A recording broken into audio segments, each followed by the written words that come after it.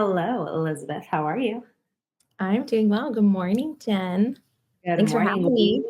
Of course. I feel like we need to let everybody know we were on time today. We were on Not, time. not that they would know when we're not on time, but the last We recording we know. did, we struggled. I think we started around 10:30 for our 9:30 Yes. time that you actually thought was 9, right? She calls me Yes. panicking. Oh my God, I'm running so late. I was like, oh, okay. And she's like, I'll be there in like 20. And I was like, you're 10 minutes early, but okay. And she's like, wait, what? Yeah. I was in a full panic. Yeah. But then I was doing something and then you had to do something. And then it was literally like another hour. It was a morning. It was a It was, morning. but we made it. Well, And today we're on time. I was on time. I'm so proud. And one of the things I do love about this is having a routine where it's like, obviously, I enjoy time with you and the topics we discuss, but then I also enjoy knowing, like, oh, I'm going to get a Starbucks on podcast days.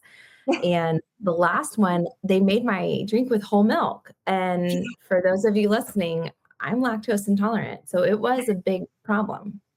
It was, she had to like, when she thought she was late, but then she's like, well, good thing I'm not actually late because I have to turn on and go back to Starbucks now and get my right drink. And I was like, Got you it totally have fixed. time. But then that took longer. And I don't remember what else happened, but it was a morning. So, anyways, I just wanted to toot our horn and let everybody know We did it. we showed up on time today for it's Mhm. not live, so it's literally relevant to everybody else, but that's okay.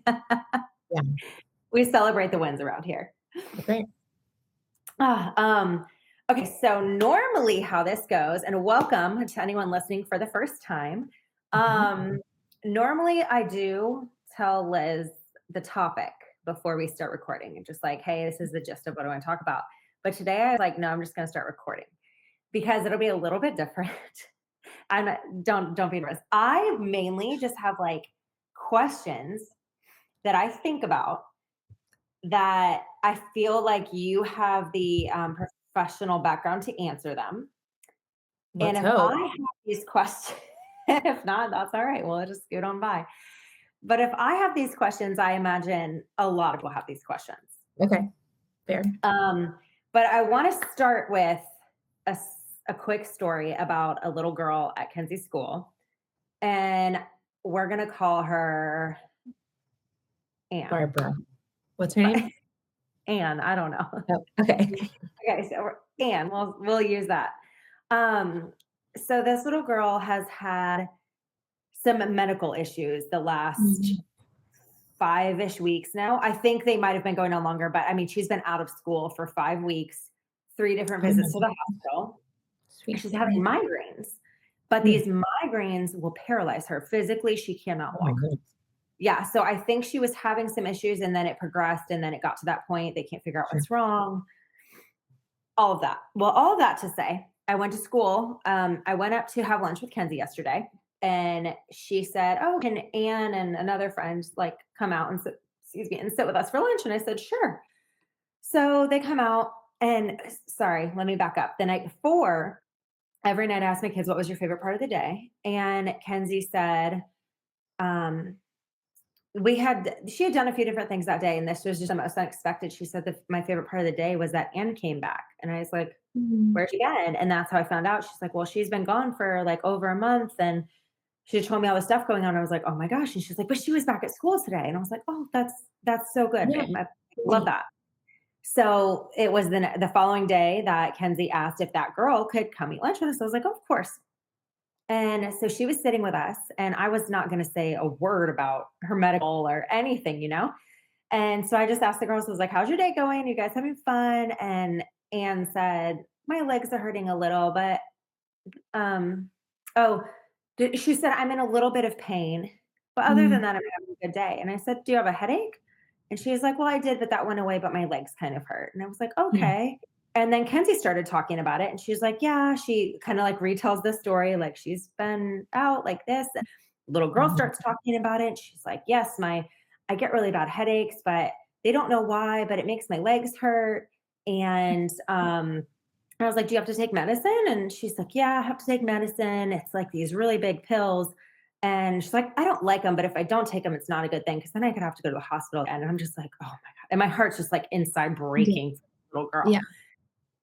Then they start telling me this story about, like, they were on recess and Anne lost her balance and they caught her, but like the teacher ran over and she was like, okay. And then she was able to walk. And so Mhm. after that, the teacher told Kenzie and two other girls, like, all right, you're her, I can't remember the word she used, but like, you're her tribe. So you're going to be around Mm. her. So if she falls, you guys have to tell, if anything happens or Pretty she good says something, teacher, yeah. anything, like, you come tell me immediately and just make sure she's like, if she's going to fall or whatever, just help her until I Mhm, can get to you. mhm, And so I was thinking about that and I was like, man, as an adult, I was sitting there thinking, like, I don't want to bring up this hard thing that's going on with her, right? I was like, I don't want to talk about it. Like, I don't want to make her think about it. I don't want to acknowledge it. I don't want her to know I know. mm, And these three girls sat there unprompted, just putting it all on the table. Like, here's what's going on. Here's the experience. And they were kind of giggling and they're like, yeah, like Anne will just trust fall. And I'm like, yeah, yeah. trust falling by choice. But like, they were like, so we take care of her, and they were so proud of it. And they were like, Mm, we like they were just basically like, we have her back and we watch her, and like, so I'll go run and tell the teacher, and then they'll grab her until like they had this whole plan, right? yeah, And I thought about it, and I'm like, man, that is such a visible struggle, but like mhm, a physical representation of like somebody in pain. mhm, Is what I thought, and I'm like, "Man, what if we were, like, that willing to talk mm, about things that hurt us or scare mhm, us or mhm, bad things in our mind or things that, don't seem like a happy thing that you don't wanna talk about or you don't wanna burden someone with or you don't wanna bring up because you feel like it's not a positive topic, right?" mhm, And sure, then these little girls, so innocent, just sitting there talking about it, but, like, let's put it on the other way. If she were to keep that all to herself, if her classmates didn't know what was going on, if she was going through that and couldn't tell people she was in pain, I can't tell someone my head hurts. I can't tell someone my legs mhm, hurt. I can't tell someone why I can't stand up right now. Like, mhm, imagine going through that alone instead of mhm, this support system that you can sit there and like genuinely laugh about it and not in a bad way, but just like make light of like, yeah, like we got this. Like we're with you together. Like we're gonna make sure yeah, you're okay. And it yeah, was, I don't know. I started thinking about, I was leaving. I was like, man, what if mental health looks like that? right, What if the invisible pain was something we could just like put out on the table and be like, hey, this is what's going on. And here's right, how I feel about it. And, like mhm, you have that friend that you can be like, hey, today is not my day. Saw a tree, wanted to put my head through it. And you're just like, okay, I got you. Like, let's go deal. And I yeah, know that's very yeah, vulgar, but it's something yeah, like somebody with dark humor and people that think like that would probably be like, yep, I'll be there in a minute. I say yeah, that because their friends have said that to me before. Um, but I don't, yeah, yeah, okay. So I really appreciate that your brain works like this, that you're sitting there with your daughter having lunch and you're processing what's going on and, taking it in, but also you think through how this could be applied to other areas of life, right? Like appreciating yeah, that sweet, caring reaction of children and what a gift this child has in her parents that not only obviously they've taken good care of her and pursued the medical care that she needed so mhm, that she could return to school, but it sounds like she's also been given the permission to say what she needs to say, or she feels like she has the ability to talk about what she's going through and ask for help. And I love that her sense of humor is still intact and her friends are able to show up for her because I think that is something that is not always a clear path forward when we're going through something. Are people going to understand or are they going to support me, whether that's physical or mental? I mhm, think a lot of people might feel that way when they receive difficult news or medical diagnosis. 'Cause nobody wakes up in the morning and thinks, you know what I want? I want a debilitating medical illness, or I want my child to have a problem. We don't wake up and think those things. Um, and I'm sure teachers don't think, oh, I hope we get kids in our class that have medical complexities. But it sounds like that community has accepted this is what this child needs to thrive yeah, here and to be supported. And you're right. That would be a really cool way for us to respond. as adults to other adults. Um, and I am all for brainstorming. How do we create that? Because I don't know that it exists. Yeah. Yeah. I was just, I mean, I feel like I do feel like there's a lot of headway with mental health and things becoming a little more acceptable, like more of just like there's not as much stigma. At Mhm, least maybe it's the circle I'm focusing on and like kind of the works that we're in, we see it a little more. mhm, But mhm. to me personally, I feel like there's a little less stigma around mental health. Like people are taking it more seriously. People do understand that when somebody is in that headspace, that it isn't a cry for attention. Or Sure. I guess that's another thing I wanted to touch on. The cry for attention, I feel like is such that in itself is very like convoluted. Like it absolutely is an attention grab. Like they need attention, but it's not because they want it in that way. They're crying out Mhm. for help because they want to not be by themselves. Yes, they want the attention. They want someone to know they're not okay, and they want someone to sit in them with it, like sit there with them. It's Yeah. not that they want attention to gloat or do, I don't know. I think people associate attention with a negative Mhm. connotation, and that's not the kind of attention that somebody is looking for when they tell you you're suicidal. Correct. I like to trade that word attention for connection. Mm, So when someone is having behaviors, whether those are intense emotional outbursts or self-harm behaviors, and that language is used, they're just seeking attention. They're just trying to get attention.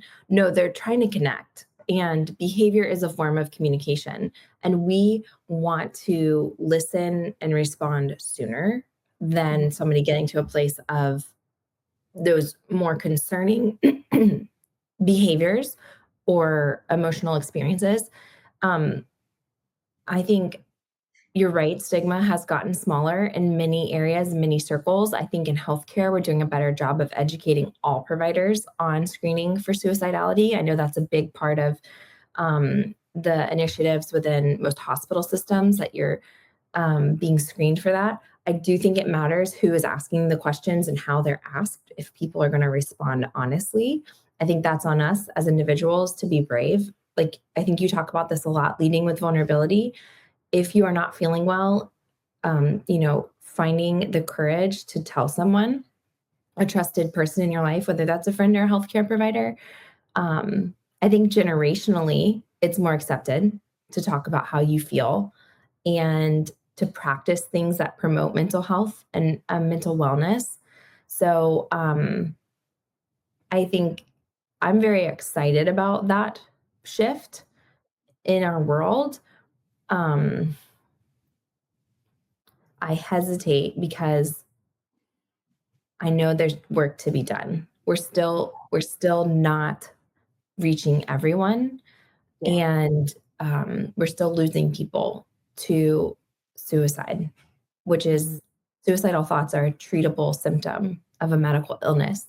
And so I do think we have to keep talking about it, and we have to dismantle the myth that if we talk about it, you're going to cause the thoughts. You are not going to cause suicidal thoughts in someone if you ask them how they're feeling or if they're having thoughts of hurting themselves.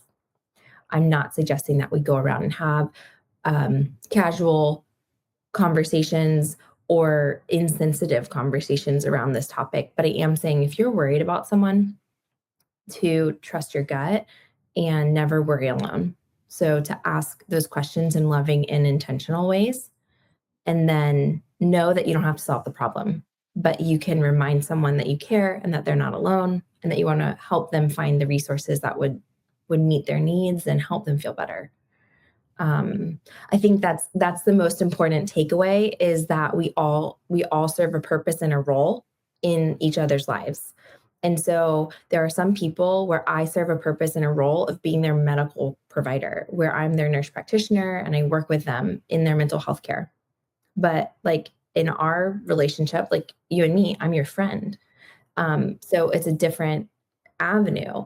And and then, like with my children, I'm their mom. So like Yeah. we all have different roles in people's lives. And so it's not saying like become someone you're not. It's just saying Yeah. show up in intentional and loving ways in the role that you fill with people. So I think if we can be brave and loving and kind and care about people intentionally, we will see less people having those thoughts and or taking their own life.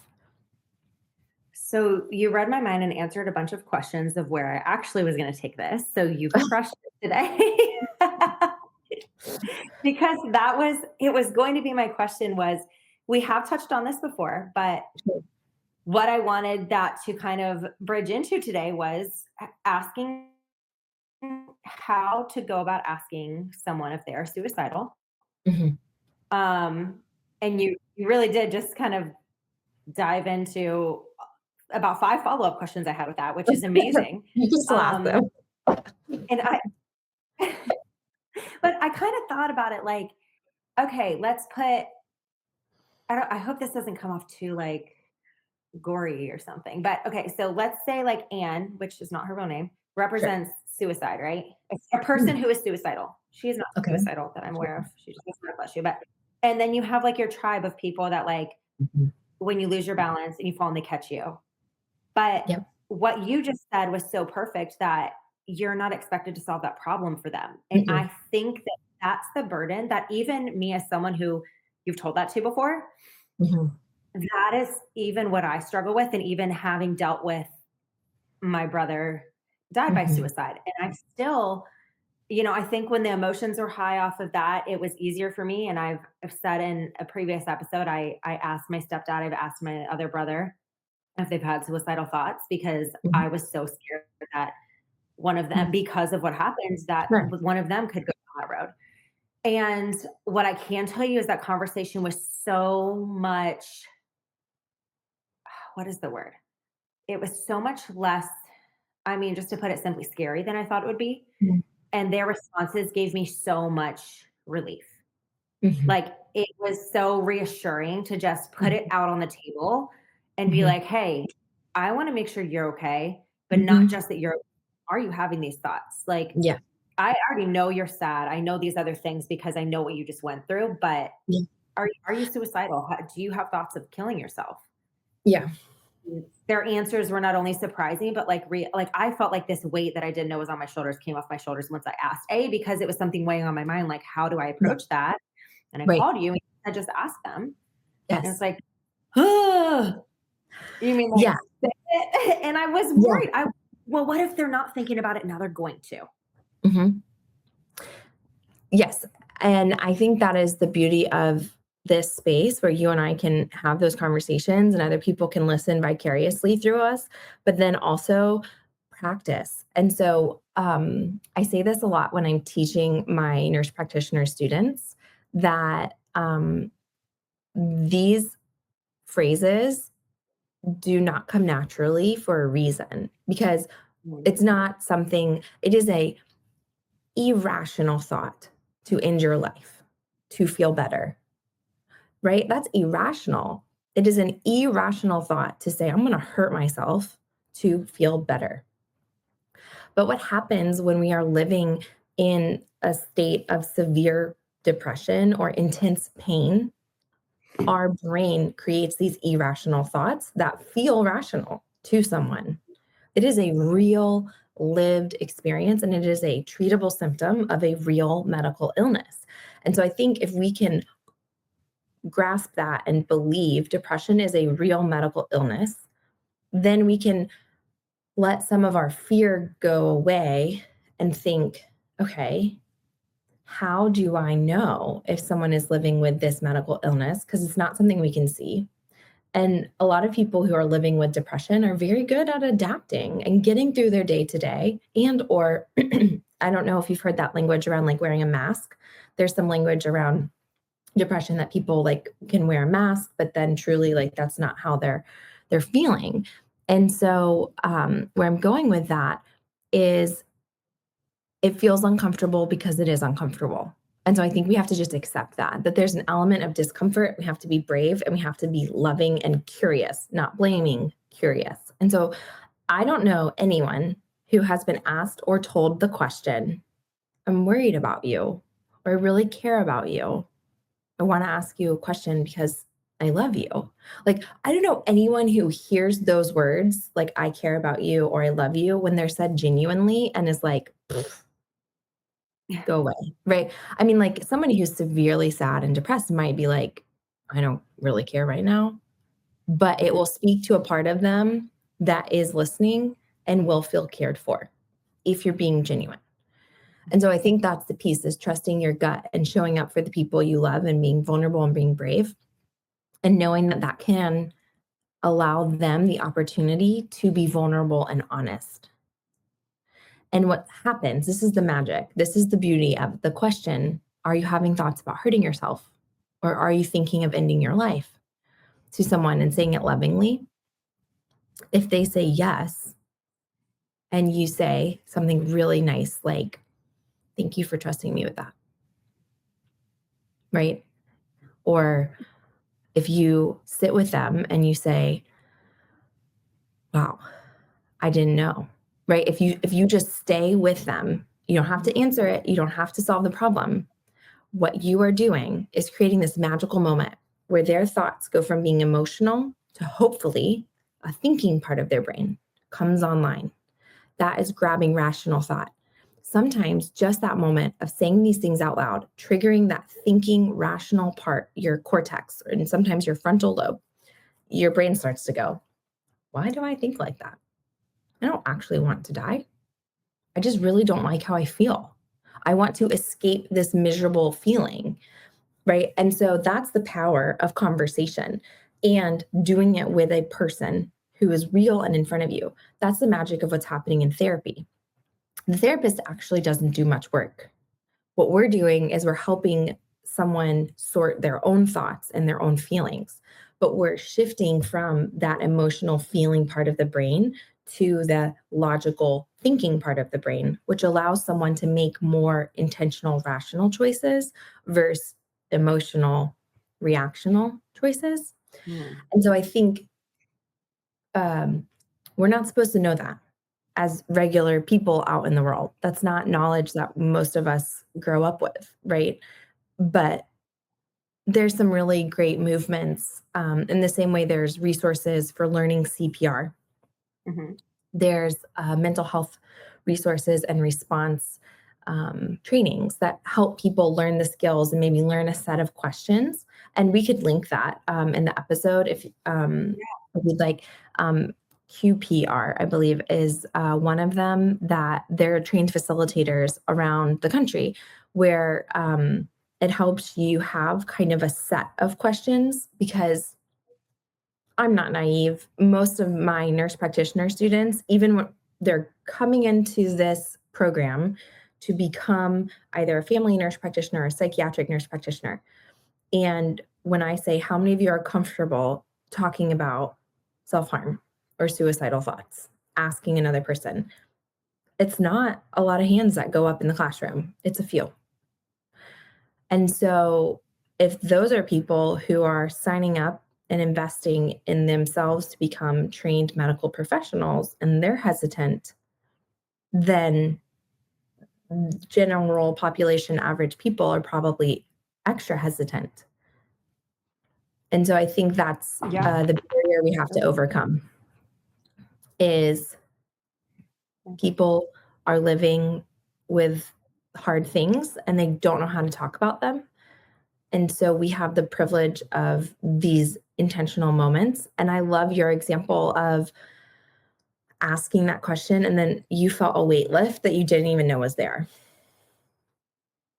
Yeah. And it's one of those things, like, it's in the back of your mind, and you can either leave it there, or it's amazing what happens when you just, like, put it on the table. Like, Mhm, if you're stressed about literally, and I think that goes in so many things in life, right? If you're stressed about it, or if you just address the problem, mhm. usually it's not that big of a problem. I'm not talking about suicide, but just in general. Yeah. But it does, it changes kind of like the mood and the thoughts, because when it's in your head, you're the one creating the dialogue, Mhm, right? Like, oh, what if, and then that was another one for me. Well, what if they do say yes?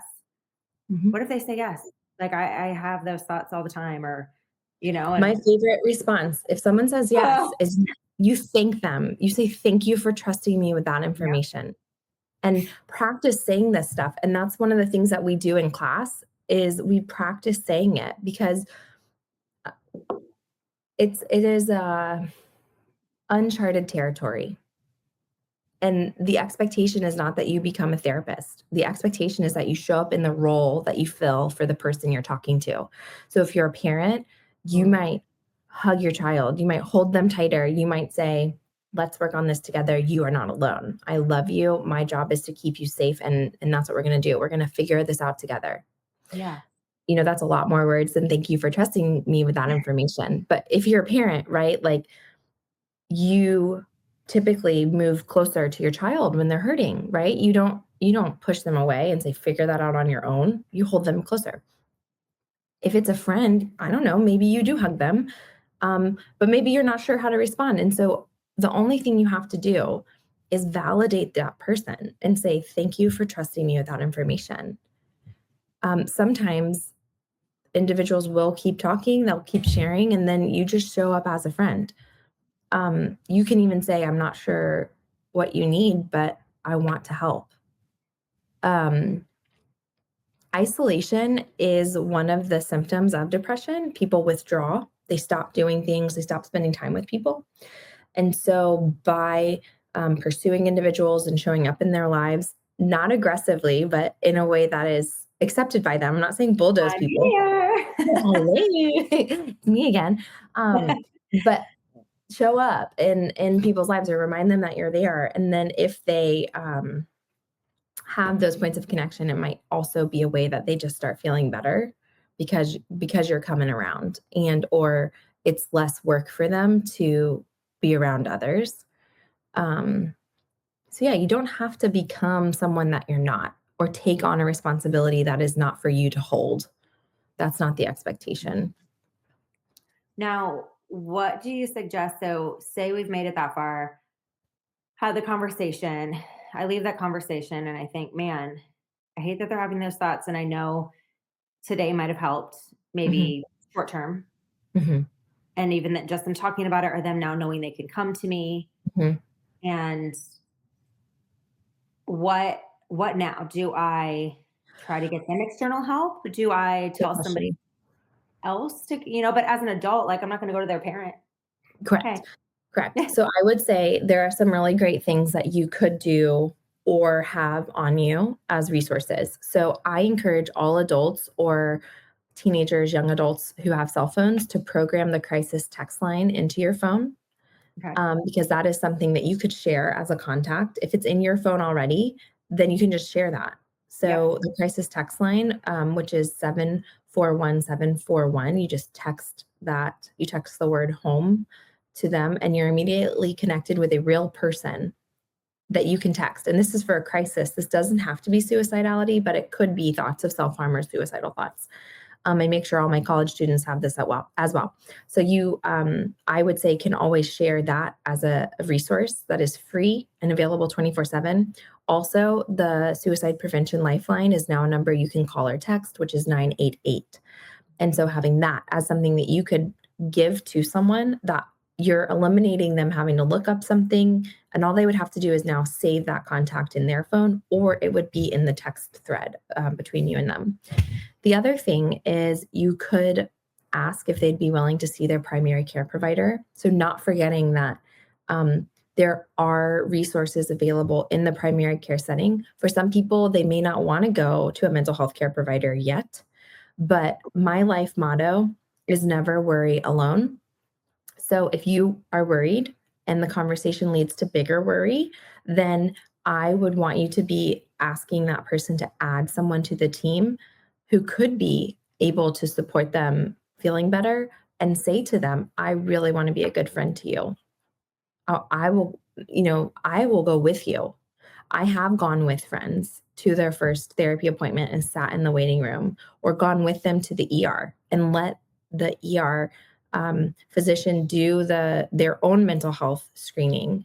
Um, because again, I am not showing up in my friends' lives as their mental health provider. I'm showing up as a friend. Yeah. Um, and I think having resources readily available that you can give from a phone contact perspective, but then also brainstorming about who could they talk to besides you. So saying like, I'll keep talking to you as your friend, or I'm willing to stay with you until we find someone else, but reminding them they're not alone. Yeah. You don't have to solve the problem. You don't, please, please, please know that you do not need to dive in and, you know, say things like everything's going to be okay. Like don't become someone or something that you're not comfortable with, Hmm. but you can walk someone closer to resources where they could get more specific help. Yeah. I love that. Yeah. And I feel like it's funny because I feel like the whole kid teacher situation is such a good representation of it, right? Like Mhm. Mhm. you have someone having suicidal thoughts, and then you have like the few people around them that you Mhm. trust to tell what's going on, right? Mhm. And then that person is going to be there for you. They're going to catch you, Yep. but they're also going to call out for somebody else who can help and who can give you another resource. And they're going to Yep. call for the teacher. And the teacher is Yep. also not going to solve that problem, but the teacher is going to get them to a medical person Right. who can. Yes. Yeah. So it's all about there's multiple layers to it, and Mhm. there's probably multiple people that have to get involved. And I think sometimes that paralyzing thought of like, what are we going to do next? And Mhm. that's just very common in everyday life and decisions. I mean, starting a business, like all those things, we start thinking of all the next steps and the what ifs, Mhm. and then Mhm. how do we go from A to Z instead of just like how do we go from A to B? Correct. And sometimes A to B might look like you were brave, you had the conversation, you thanked them for being honest with you. You might say, "Do you wanna go for a walk? Do you wanna get some water? What would you like to do next?" Sometimes just moving and keeping somebody with you and fully present, and that can be a nice shift. So there's certain therapy skills that we talk about, which again, you're not expected to become the therapist, but I'm saying these things because I want you to know that those things are therapeutic. There's an entire model of behavioral therapy called behavior activation. So just by moving your body and or making choices, you're shifting your brain's awareness and the things that it's going to be thinking about. And so if we move you from ruminating on thoughts of ending your life and self-harm, and we literally get your body moving, that in and of itself can be protective and help someone feel connected to you. That doesn't mean you have to do that, but just Yeah. saying, sometimes people are like, no, give me steps one, two, three, four, and five. Yeah. Um, and so that's going to vary depending on each person. But again, my life motto is never worry alone. So if there is someone that you really are worried about and or they have a history of self-harm or suicidality, maybe you think through some of those resources before you ask those questions, so that when you are sitting with that person, you could have those other people or resources on standby, if that makes sense. For example, if you're speaking to an adult who it's your friend and they are married, or maybe they have a partner, that you would let that partner know, I'm worried. I'm going to Yeah. be talking to them. If they say yes, what would you like to do? And or have you already talked to them about this? Um, I know that it's not a simple topic. I know there are nuances to each person and their lived experience. But I think if we show up in loving and kind ways and stay curious, people will feel safe to be honest and their thinking brain will come online and their heart will feel less lonely in those moments. And that's what we need from friends. Yeah. We need community and we need love and we need connection. The mental health care providers can take care of the skills and everything else. Love that. I Mhm. have one kind of final question, and we could kind I'm of wrap ready. this up. Okay. And I don't really know that there's an answer to it, or maybe this one needs its own episode. But I think so. A lot of this addresses somebody that we're worried about, right? Or Mhm. like that we'd have some sort of reason that we might suspect somebody would be suicidal Mhm. or depressed or whatever. Now, what do we do? So let's use William as the example, right? Sure. There were no signs. Mm. Nobody knew Mhm. that he was struggling mentally. Right.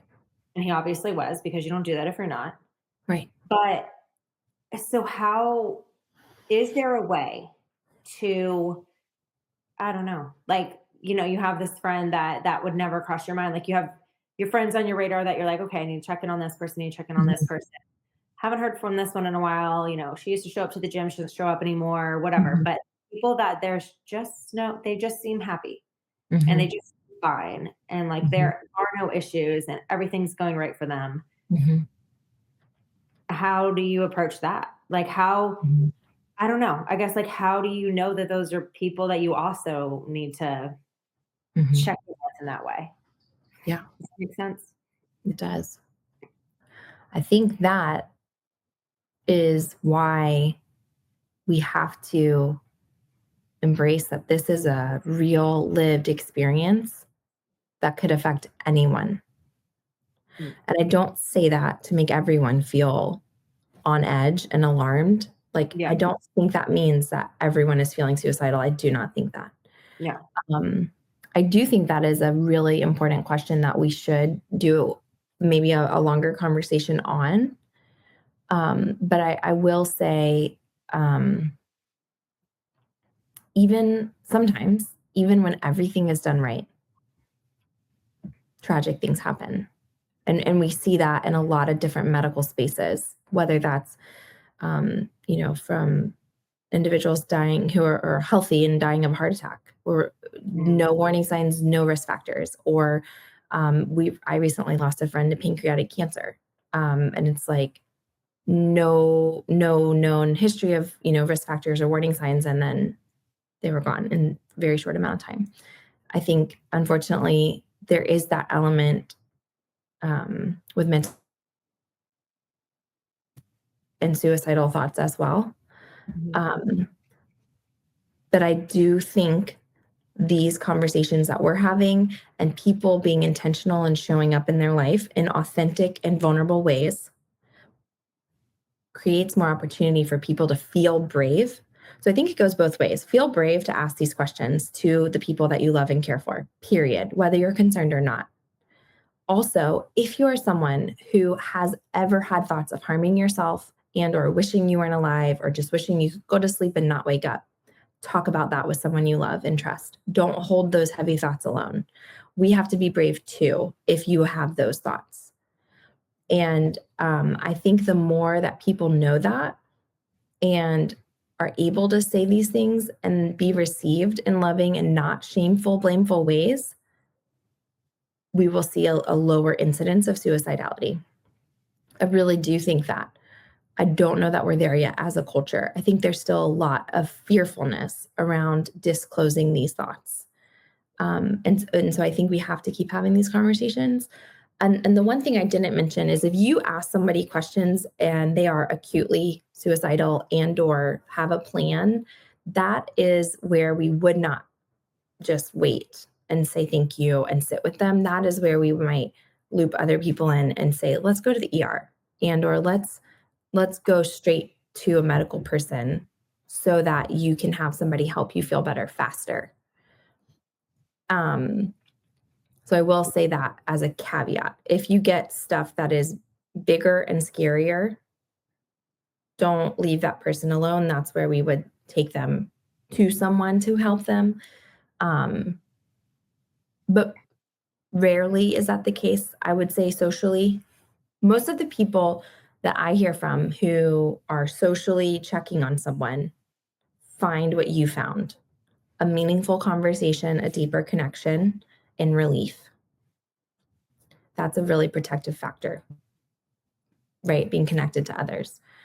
Um, so those are my thoughts, hot off the press, because Jen did not give me any context for what we were talking about today. You So you crushed it. I do want to be able to think about this conversation as the kind of part two, where we would say, how do we know to check on the high achievers and Yeah. or how do we not walk around in fear? How do we walk around in love and curiosity and connection? Because Mhm. that creates a community that has protective factors and prevents isolation. Yeah. I want to add one quick thing. I don't know how well I'll word it. It's in my brain. We'll see how it comes out of my mouth. But for anyone listening that's on the other side of this, you're the Mhm, person having the thoughts. You're the person that hasn't told anyone about them. mhm, Yes, I would encourage you to just tell somebody like, "Hey, can I talk to you about something? Like, I'm having a hard time lately." But if mhm, somebody asks you, if they build up the courage to directly ask you, "Are you having these thoughts? Are you having suicidal thoughts? Have you ever thought about hurting yourself? Have you ever done it? Are you mhm, planning anything?" Any of those questions, they're asking you because they care, mhm, and lying to them will not help anybody.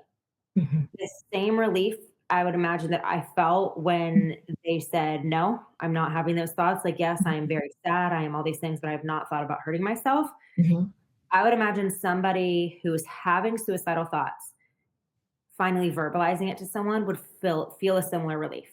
mhm, And like you're saying, would kind of move from that emotional part of the brain to the logical part of the brain mhm. and say, like, yeah, it's not really what I want. So Yeah. I don't know what I can really do other than like encourage someone who is, if you have somebody ask you that, like be honest because they're not doing it to judge you, to hurt you. Mhm, Like they're doing it because they want to help you. mhm. And it doesn't mean that they're gonna Baker Act you in 12 seconds. Like that's Correct. not what Right, happened. right, And that includes a therapist. Like right. they're not gonna Baker Act everyone. The truth is to talk things through because once you there's a lot of power to releasing things out of your mind. That's why there's so many recommendations about like people say like if you're angry, like write down when you write things out. You don't have to say Mhm. it. You wrote it down, but it's physically getting it out somewhere other than your thoughts, whether it's your mouth, your hand, whatever you have to do, Yeah. type it, whatever. There's so much power to that. Yes. So I just encourage anyone, and it is Mental Health Awareness Month, and I think this Mhm, is actual Mental Health Awareness Week. So mhm, if you are someone having those thoughts, I know I pray and ask that you have the courage to tell somebody mhm. that it just I mean just start the conversation with like, hey, Mhm. I'm just not doing well, Yeah. and go from there. Yeah. Yeah. And I think, to know that your primary care provider is a trained medical professional, you can start there. You can Yeah. go if you are someone, you can go to urgent care if you feel like that would be the right place for you. You can also find a therapist. Um, but if you're someone who's just like, "I don't even know," you can let a friend know. Um, but then to give your friend the privilege of being your friend and to Yeah. trust that there are people in the world like me, like, makes me a little bit emotional because 'cause I'm not in my therapy brain and I'm still postpartum, but it's, like, the greatest privilege ever to, like, do this job. Well, we're grateful that And it's really fun. I know that's the wrong word right now, but it is actually it's really fun to see people heal. And I'm speaking from, like, my years working on an inpatient pediatric unit, like, working with beautiful children and helping them feel better about staying alive, right? And connecting them with their meaning and their purpose. And that applies for adults as well. And, yeah, I get excited about more people feeling their meaning and purpose and value and knowing that they're not alone. So, I don't say that lightly when I say, like, "Do not worry alone." I live by that. And so if you are someone who has felt worried and alone, please don't hold it all by yourself. There are people in the world who want you to stay and are trained to help you stay. Even if you're like, "What the heck does that mean?" You're not supposed to know. It's okay. We'll figure it out. Um, yeah, but just know there are people in the world who 100% believe that you have meaning and value and are willing to sit with you in the hard. I love it. Well, thank you. And we're grateful for the work that you do. And I'm very grateful that for the first time, you're the one current on the podcast that says it. Thanks. Let me mark this date down in the books, finally. Oh, goodness. Thank you That's guys. what happens when you catch me off guard. You get me in my feels. Now I know how to do it. Thank you everyone for listening. I'm thinking we'll have a part two on this because it's a lot to unpack. So I'll let her prepare more for that one. Even though I She think won't tell me when it is, but was yeah. Remember 8 months ago when I said we're doing a part 2? You're on. Surprise. I will prepare. Okay. But thank you Well, guys. thanks for You can being find us on Spotify, YouTube, Apple Podcasts, anywhere you can listen to a podcast, you can find us. So we hope that you will tune in more, and we will see you soon. See you soon.